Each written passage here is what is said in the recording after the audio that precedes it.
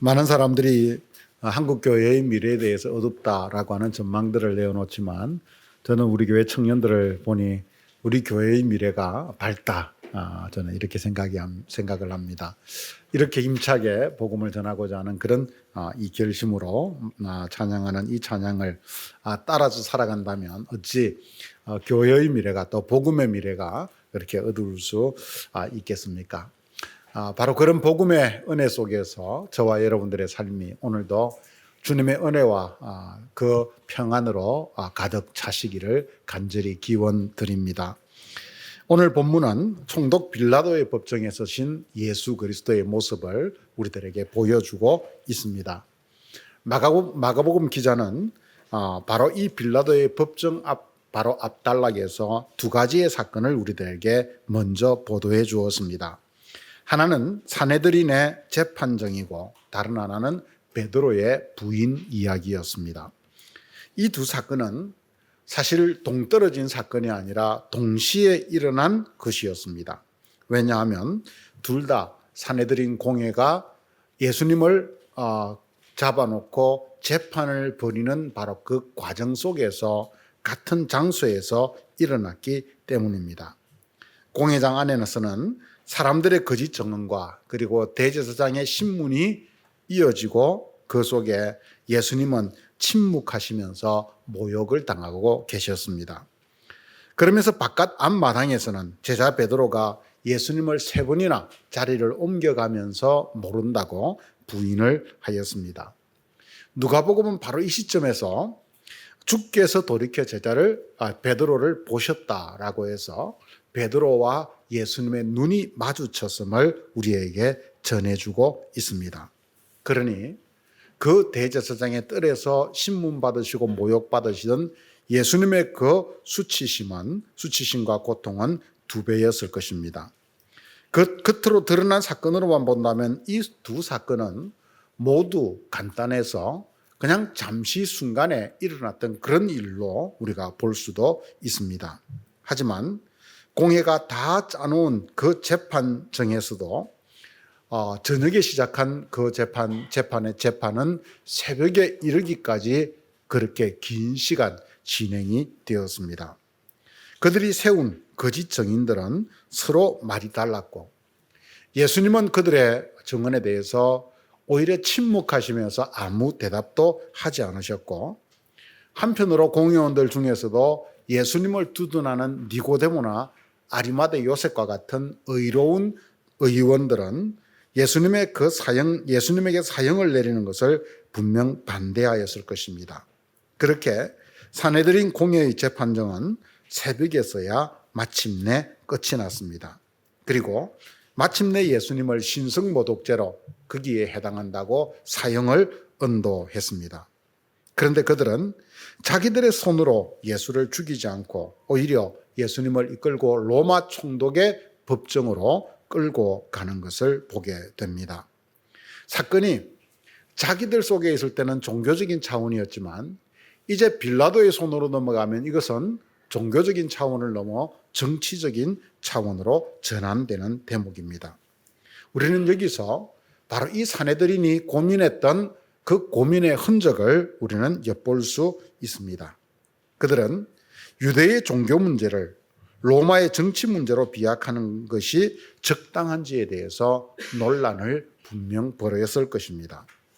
그러나 그 모든 것에서 자기들이 백성들의 원성을 사지 않고, 즉 자기들이 책임을 지지 않고 빌라도의 손에 넘겨서 예수님을 제거해야 한다라고 하는 그 명분 앞에서 모든 의견들은 힘을 잃어버렸습니다. 그래서 마가는 산헤드린의 그 위선과 이런 고민을 너무도 잘 알고 있었던 것 같습니다. 그래서 빌라도의 법정에 서신 예수의 이야기를 오늘 1절은 이렇게 시작을 해주고 있습니다. 1절의 말씀을 같이 읽어봅시다.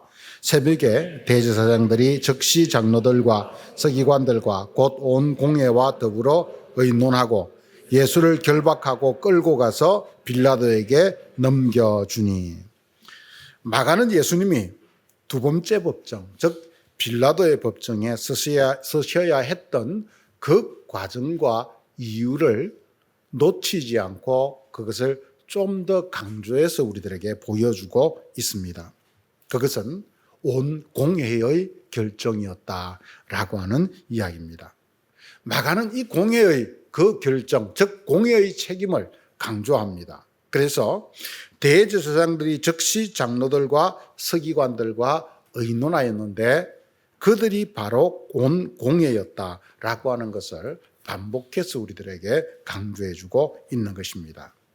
산헤드린 공회원들은 그 새벽에 다급하게 예수님을 결박하고 그리고 끌고 가서 빌라도에게 넘겨줍니다.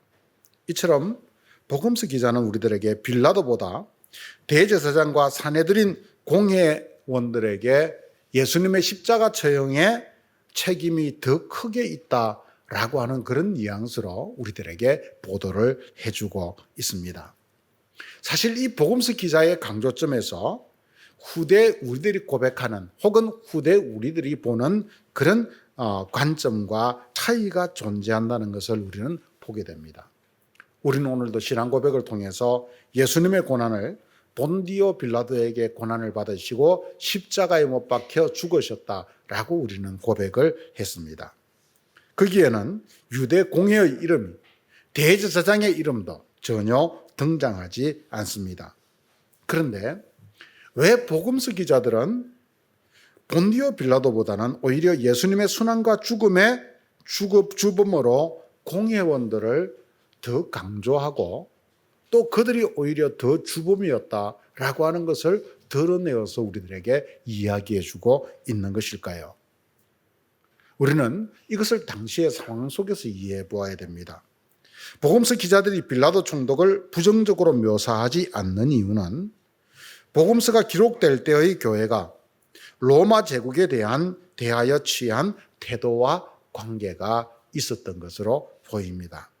당시 교회는 로마 제국 전체로 복음을 전하고자 하였고 그래서 로마 제국과의 관계가 그들에게는 무엇보다 중요했습니다. 그들은 로마 제국이 자신들의 신앙생활과 복음 전파를 도와줄 가능성이 훨씬 높다라고 그렇게 생각했을 가능성이 높습니다. 그리고 더 나아가서 우리가 이 지역에서 복음을 전하는데 굳이 로마 제국과 우리가 척을 져야 될 이유가 없다라고 생각했을 것입니다. 그래서 복음서와 비슷한 시기에 기록된 바울이 쓴 로마서는 13장에서 위에 있는 권세들에게 복종하라라고 하는 말씀을 통해서 로마의 그 왕과 그 권력자들의 권위를 인정하라고 오히려 말해주고 있습니다. 그리고 복음서보다 약간 후대에 기록된 사도행전도 사도들이 복음을 전하는 그 과정에서 등장하는 로마의 관료들을 우호적으로 최소한 그들을 중립적으로 우리들에게 묘사해 준다는 것입니다. 그렇다고 해서 기독교가 신적 권위를 내세우던 황제의 신적 권위를 내세우던 로마 제국 자체를 인정했다라고 우리는 받아들이기 어렵습니다. 로마가 복음을 전하는 지역의 치안을 맡고 있었기에 그것이 복음 전파와 자기들의 신앙생활에 도움이 된다라고 그렇게 전략적 판단을 하였던 것 같습니다. 이런 배경 속에서 복음서들은 예수님의 십자가 죽음을 우리들에게 보도하면서 본디오 빌라도보다는 오히려 대제사장과 그들이 의장으로 있는 산헤드린 바로 그 공회에 더 큰 책임이 있음을 우리들에게 밝혀서 고발하고 있는 것입니다. 대제사장과 공회원들은 자기들의 재판이 끝났습니다. 그러자 그 새벽에 예수를 끌고 안토니아 요새에 머물고 있던 바로 그 빌라도 로마의 총독 빌라도에게로 몰려갔습니다. 본문은 그들은 즉시 결의했고 새벽에 다급하게 결박해서 끌고 갔다라고 하는 것을 통해서 자기들의 다급함을 우리들에게 보여줍니다. 그 새벽 단잠에 빠져있던 빌라도는 시끄러운 고발 소리에 눈을 떴을 것입니다. 이제 예수님이 로마 총독 빌라도에게 신문을 당하게 되었습니다. 우리는 지금까지의 재판 과정을 앞에서 보아왔기에 사실 이것이 얼마나 어처구니 없는 일인지 우리는 알 수 있습니다. 분명 대제사장과 공회가 예수님을 신문하고 그곳에서 이야기했던 내용은 전혀 정치적인 내용이 아니라 철저히 종교적인 문제였습니다. 그들은 대제사장의 관제에서 예수님이 자기들의 성전을 무너뜨리려고 했다라고 하는 거짓 증인들을 내세웠고, 그것도 일치하지 않아서 내가 그니라라고 하는 이 예수님의 증언 하나에 기대어서 예수님을 신성모독으로 그렇게 몰았을 뿐이었습니다. 철저히 종교적인 그런 이유, 종교적인 그런 범죄, 바로 그것이 그들이 내렸던 판단이었습니다. 그런데 이번에는 그 예수님을 사회 정치적인 사안을 다루는 로마 총독의 법정 앞에 세웠다라고 하는 것입니다. 이것은 예수님이 철저하게 누명을 썼다라고 하는 이야기입니다. 또 다른 한편으로 그들이 철저하게 음모를 꾸몄다라고 하는 말도 됩니다. 적어도 우리가 복음서에서 확인하는 바는 예수님은 지금까지 로마 제국을 정치적으로 위태롭게 할 만한 어떤 행위를 한 적이 단 한 번도 없었습니다. 오히려 오병이어의 기적의 현장 속에서 사람들이 예수님을 왕으로 추대하려고 하자 예수님은 그들을 피해서 산으로 들어가 버리고 말았습니다. 하지만 산헤드린은 그런 예수님을 정치적인 문제로 빌라도에게 고발을 하였습니다. 그래서 빌라도의 신문이 시작됩니다. 빌라도는 바로 이런 산헤드린의 요구를 무시할 수가 없었겠지요. 그럴 만도 합니다. 왜냐하면 총독의 가장 큰 업무는 그 관할 지역의 치안을 안정시키고 밀란이 일어나지 않고 그저 좀 더 평화롭게 그것을 통치하는 것이 목적이었습니다. 이것을 위해서 그들은 그 지역의 토호 세력들이었던 공회원들과 손잡지 않을 수 없는 일이었습니다. 빌라도와 공회원들은 그렇게 서로 공생하면서 서로의 이득을 굳게 지켰습니다. 그래서 빌라도는 그들로부터 백성들을 달래는 일을 맡겼고, 또 공회원들은 빌라도를 통해서 자기들의 종교에 대한 권력은 철저히 보장받는 바로 그런 공생하는 삶을 살았던 것이지요. 그날도 그랬습니다. 사실 유대 산헤드린과 로마 총독은 서로 뿌리와 목적이 완전히 다릅니다. 아니, 다른 정도가 아니라 서로 대립적일 수밖에 없는 반대편에 서 있는 바로 그런 존재들입니다. 산헤드린은 유대 공동체의 회복을 꿈꾸며 그것을 목표로 삼는 그런 명분을 가진 공동체였고, 총독은 그러한 유대성을 억압하고 로마 제국의 질서를 그곳에서 유지시켜 나가는 것이 바로 총독의 목표였습니다. 그런데 이 두 집단이 예수를 제거하는 일에는 의기투합했다라고 하는 것입니다. 서로가 자기 이득에 맞았기 때문이었습니다. 그러면 산헤드린이 자기들의 법정에서 예수를 신성모독으로 사형을 언도한 후 그들은 빌라도에게 무엇을 가지고 고발을 하였을까요? 그것은 바로 빌라도가 예수님께 묻는 물음 속에 그 답이 들어 있습니다. 2절을 같이 읽어봅시다. 빌라도가 묻되 내가 유대인의 왕이냐? 내 말이 옳도다 하시매. 빌라도는 예수님께 단도직입적으로 묻습니다. 네가 유대인의 왕이냐? 이 말은 대제사장들과 공회원들에게 건네받은 혐의가 이 사람이 자기 스스로 유대인의 왕이라고 합니다. 그러니까 당신이 처리하십시오 라고 고발을 했기 때문이었습니다. 그들은 예수님이 유대인의 왕이라고 말한다라고 하는 정치적 이유를 들고 나왔습니다. 그러니 이들은 자기들의 공회에서 예수님이 사형에 해당한다고 결의한 혐의와는 전혀 다른, 거기에서 신문조차 해보지도 않았던 바로 그 사실을 가지고 예수님을 고발한 것입니다. 그들이 예수님에게 사형을 언도한 것은 예수님이 스스로 자신이 하나님의 아들 그리스도라고 하였기 때문이요, 그것으로 인해서 신성모독이라고 그들에게 예수님에게 정죄했기 때문입니다. 그런데 정작 빌라도에게는 신성모독이 아니라 유대인의 왕이라고 하는 핑계를, 정치적 핑계를 댑니다. 사실 헤롯 대왕 이후에 유대 땅은 총독이 다스리는 직할 관할이 되었습니다. 그러면서 누구든지 내가 유대인의 왕이다 라고 말하는 사람은 정치적으로 반역자이거나 혹은 그 반역을 꿈꾸는 사람일 수밖에 없었습니다. 그래서 모두가 잡혀갈 수밖에 없는 그런 삼엄한 상황이었던 것이지요. 그러니 빌라도는 유대인의 왕이라고 하는 이 소리를 듣자마자 예수님에게 네가 유대인의 왕이냐라고 그렇게 되묻는 것입니다. 거기에 대해서 예수님은 뭐라고 말합니까? 내 말이 옳도다라고 말합니다. 사실 우리는 이 말을 우리 개역 성경의 번역만으로는 이 말의 의미가 무엇인지를 정확하게 번역하기 어렵습니다. 이해하기 어렵습니다. 이 말을 영어 성경 RSV는 You say so라고 그렇게 번역합니다. 이것은 네가 그렇게 말하는구나, 혹은 네가 들은 말은 그렇지 라고 하는 그런 아주 애매모호한 그런 이야기입니다. 긍정도 부정도 아니지요. 당신이 그렇게 들었지 않소? 이 정도의 이야기인 것입니다.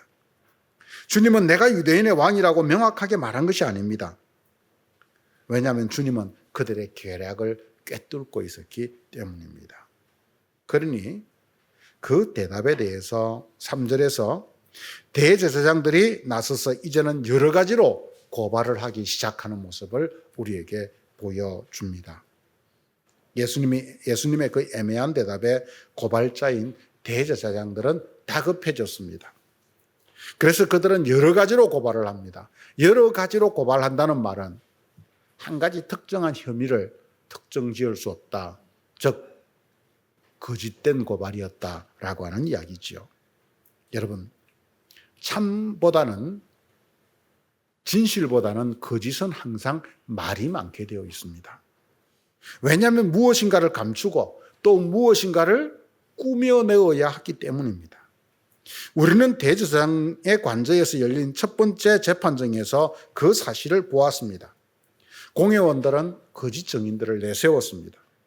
그들은 말이 많았고, 하지만 그들의 말은 일치할 수 없었습니다. 그처럼 이번에는 대제사장들이 바로 그런 거짓 증인들이 되는 것입니다. 반면에 예수님은 그 수많은 말들의 잔치 속에서, 억울한 말들의 잔치 속에서 또다시 침묵을 선택하십니다. 아니, 오히려 침묵을 통해서 억울함에도 불구하고, 그들의 말이 거짓임에도 불구하고 주님은 그것을 수용하고 받아들이고 있었다라고 하는 그런 의미가 더 정확할 것입니다. 그래서 오히려 답답했던 빌라도가 이렇게 되묻습니다. 4절을 한번 읽어볼까요? 빌라도가 또 물어 이르되 아무 대답도 없느냐? 그들이 얼마나 많은 것으로 너를 고발하는가 보라 하되. 빌라도는 산헤드린 공회원들이 잡아먹을 듯이 달려들어서 음해하고 무고하는데도 자기를 전혀 방어하려고 하지 않는, 방어권을 행사하지 않는 이 예수를 이해하기가 어려웠습니다. 그래서 빌라도의 이 질문은 어떤 면에서 예수님을 더 두둔하려고 하는 그런 뉘앙스를 풍깁니다. 하지만 예수님은 그 빌라도의 물음에도 또다시 침묵을 선택합니다. 5절을 같이 읽어볼까요? 예수께서 다시 아무 말씀으로도 대답하지 아니하시니 빌라도가 놀랍게 여기더라. 산헤드린의 고발과 빌라도의 설득도 예수님의 그 침묵을 멈추게 할 수 없었습니다. 그리고 이 침묵은 이후로도 계속 지속되어서 예수님이 십자가 위에서 엘리 엘리 라마 사박다니, 나의 하나님 어찌하여 나를 버리시나이까 라고 하는 그 외마디의 외침, 그 십자가의 죽음을 앞두고 외칠 때까지 주님의 말씀은 단 하나도 기록되고 있지 않습니다. 주님은 이후 죽기까지 모든 고난 속에서 침묵으로 일관하셨다라고 하는 이야기입니다. 여러분, 이 두 번의 법정에서 예수님이 보인 가장 주요한 태도는 바로 침묵이었습니다. 예수님은 첫 번째 산헤드린 법정에서 온갖 거짓 증인들이 난무했지만 침묵을 선택하셨습니다. 단지 대제사장이 물은 당신이 그리스도요? 라고 하는 그 존재에 대한 물음에 내가 그니라 라고 하는 가장 중요한 대답을 하였을 뿐입니다. 주님의 침묵은 두 번째 빌라도의 법정에서도 이어집니다. 단지 빌라도가 내가 유대인의 왕이냐라고 묻자 그 중요한 물음에 네가 그렇게 말하지 않았느냐, 내 말이 옳도다 라고 하는 한마디 대답만 하십니다. 하지만 이후 이어지는 대제사장의 거짓 증언에 주님은 끝까지 침묵을 하십니다. 그리고 그 침묵은 채찍을 받을 때도, 침뱉음을 당할 때도, 가시관을 쓸 때도, 십자가를 지고 골고다 언덕을 오를 때도 단 한마디의 말씀도 주님은 내놓지 않고 있습니다. 십자가에서 죽기까지 주님은 침묵으로 그 모든 십자가를 짊어지고 있다. 아니, 주님은 침묵을 통해서 오히려 십자가를 받아들이고 있다. 우리는 이것을 오늘 본문을 통해서 발견하는 것입니다. 여러분, 어떻습니까? 삶과 죽음의 경계에서 가급적인 많은 말로 사람들은 자기를 변호하려고 합니다. 그렇지 않습니까? 내가 변호를 해야 살지요. 그래서 사람들은 변호사를 사기도 합니다. 하지만 주님은 자신을 변호해야 할 바로 이런 절체절명의 죽음을 앞둔 순간에 예수님은 왜 변호인을 세우는 것도 아니라 자신조차도 변호하지 않는 그런 침묵, 입을 다문 것일까요? 우리는 여기서 몇 가지 추정을 해볼 수 있습니다. 첫 번째는 두 재판정에서 자신이 무엇라고 말해보아도 자신을 고발한 이 산헤드린 사람들을 설득할 수 없다는 사실을 주님은 분명히 알았기 때문일 것입니다. 그 다음 두 번째는 궁극적 진리의 세계는 말로 설명이 안 되는 것이기 때문이었을 것입니다. 그런데 여러분, 이보다 더 근본적인 이유가 있지 않을까요? 예수님은 잡히시기 전 겟세마네 동산에서 하나님을 대면하면서 기도했습니다. 그 이후에 예수님의 모든 행동은 180도 달라집니다. 주님은 순순히 잡혀 주셨고 재판정으로 끌려가 주셨고 그 재판정에서 침묵으로 그들의 계략이 이루어져 가도록 용납하셨습니다.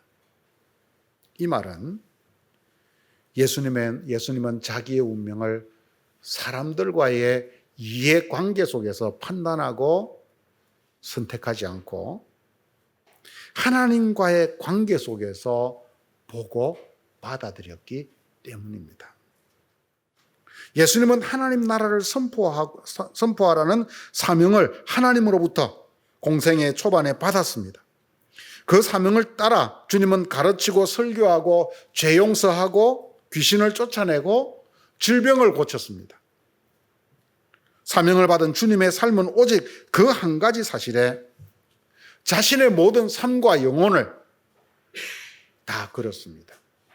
그 결과가 죽음이 놓여 있음을 알고도 예루살렘으로 올라온 것이었습니다. 그래서 십자가 처형이 기다리고 있었습니다. 하지만 주님은 그 죽음 앞에서도 사람들과의 이해관계 속에서 혹은 자신의 생명을 부지해 가려고 하는 그런 생명에 대한 욕구로 인해서 삶을 선택하는 것이 아니라 오직 하나님과의 관계 속에서 자신의 운명을 받아들이고 순종하고 선택하시는 것입니다. 이것이 바로 여러분 예수님의 십자가의 길이고 바로 이것이 예수님의 순종의 본질입니다. 하나님과의 관계 속에서 내가 무엇을 해야 되는가? 하나님과의 관계 속에서 나의 이 사명을 나는 어떻게 감당해야 되는가? 바로 그것만을 주님은 오직 생각하고 나아갔다는 것이지요. 그러니 이렇게 하나님에게만 한 영혼을 고정시킨 예수님이 빌라도 앞에서 어떤 말로든 자기를 변호하지 않았다라고 하는 것은 너무도 당연한 선택이었습니다. 이것은 진리를 깨친 자만이 가질 수 있는 선택입니다.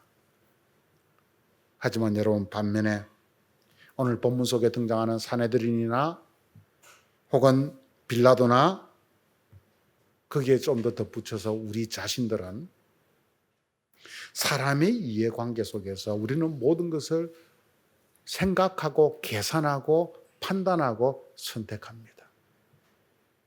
그래서 우리는 침묵할 수 없는 것입니다. 내 이득을 위해서 누군가에게 상처를 주어도 우리는 말할 수밖에 없는 것입니다. 이것이 주님과 사내들인 주님과 빌라도 바로 우리의 차이라고 하는 이야기입니다. 그러니 사람들은 이런 주님의 선택을 결코 이해할 수 없었습니다. 제자들은 도망갔고 사내들이는 자기들의 이익을 위해서 주님을 죽이는 길을 선택했고 빌라도는 그 예수님의 침묵 앞에서 놀라워했지만 결국 자기 이득을 위해서 재판을 진행합니다. 그런데 재미있는 표현은 여기서 빌라도가 놀랐다라고 하는 표현은 단순한 호기심이 아닙니다.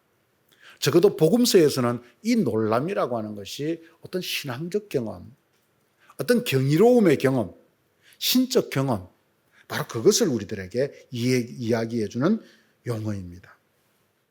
로마 총독 빌라도는 예수님에게서 그 누구에게서도 발견하지 못했던, 그 누구와의 관계 속에서도 얻지 못했던 놀라움을 경험했습니다.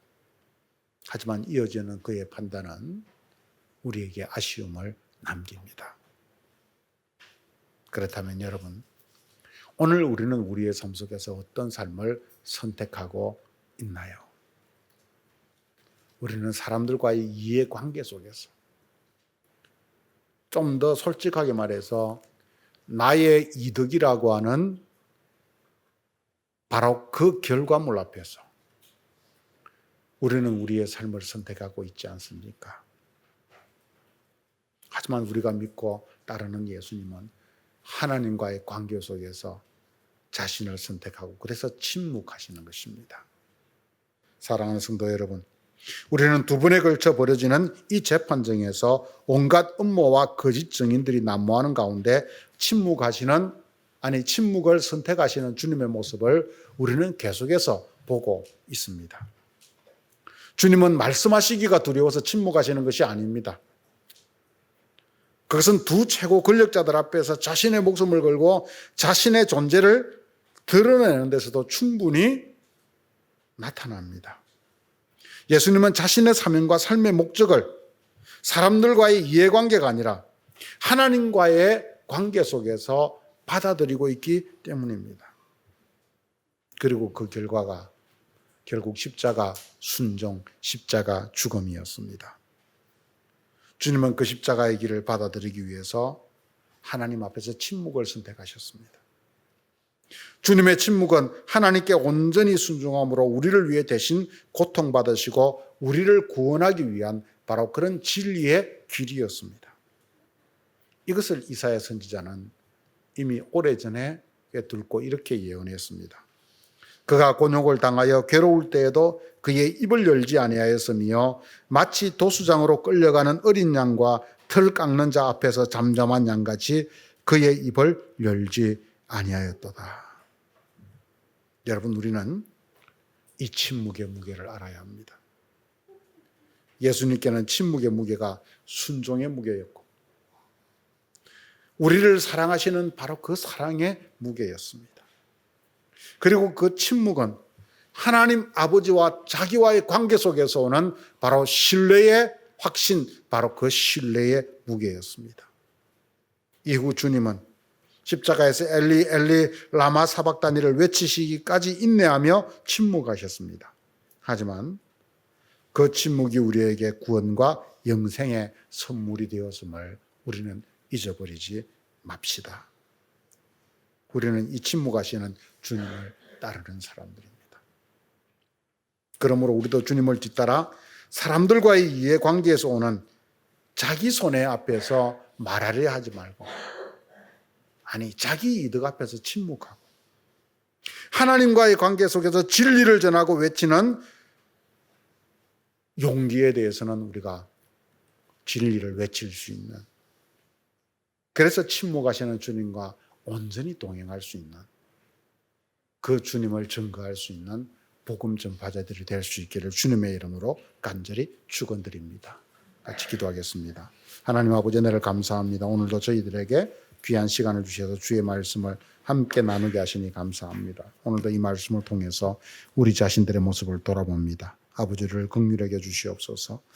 오늘 이 말씀을 통해서 주님, 빌라도의 법정으로 종교적인 문제로 사형 은도를 받았던 예수님을 빌라도의 법정으로 정치적 누명을 씌워 넘기는 산헤드린의 모습을 보았습니다. 그리고 여러 가지 말로 고발하는 그들의 말들을 보았습니다. 그것을 받아들이고 신문하는 빌라도의 모습도 보았습니다. 하지만 예수님은 하나님과의 관계에서 당신의 모든 운명을 받아들이시고 침묵을 선택하시는 그런 모습을 보여줍니다.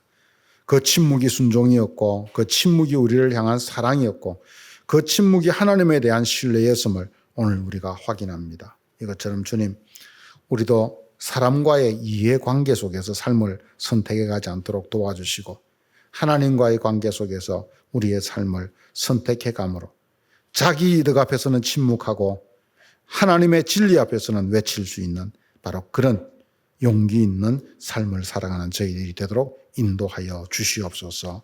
예수님의 이름으로 기도드렸습니다. 아멘.